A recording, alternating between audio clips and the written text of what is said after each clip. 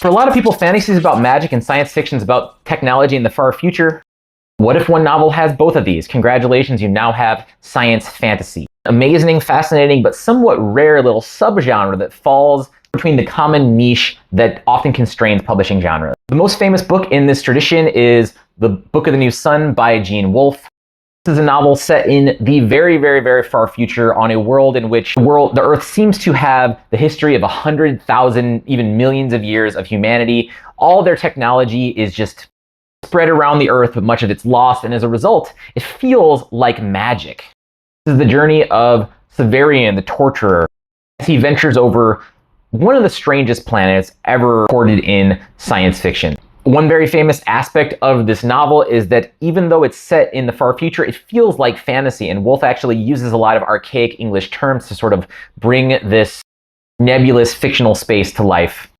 Few writers have ever combined science fiction and fantasy in such a famous way. There's a reason this series is famous. Check it out.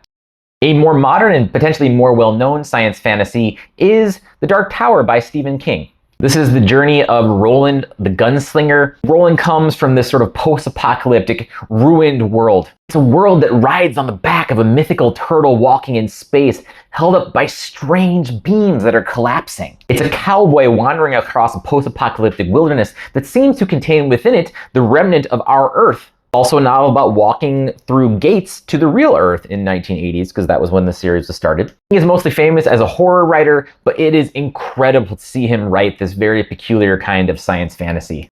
In fact, I think for me, this is my favorite of all King's work, and it's a mark of just how talented and how flexible a writer he was. Sorry, he is. He's not dead yet. I don't know why I said that.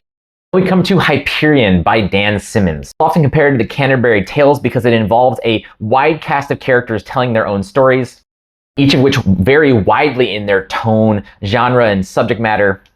All of them are set on a strange planet, terrorized by a semi-mythical being known as the Shrike. The novel is interesting because it uses the language and terminology of science fiction, but it feels a lot more like magic. We have these strange crucifixes, bizarre, unknowable world.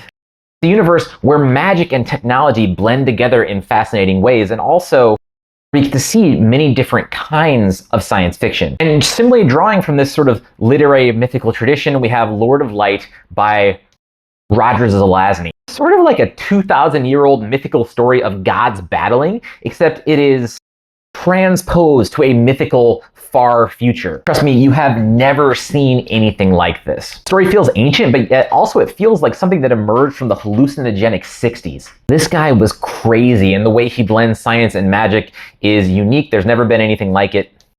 But these are just 4 examples of science fantasy. What are some of your favorites?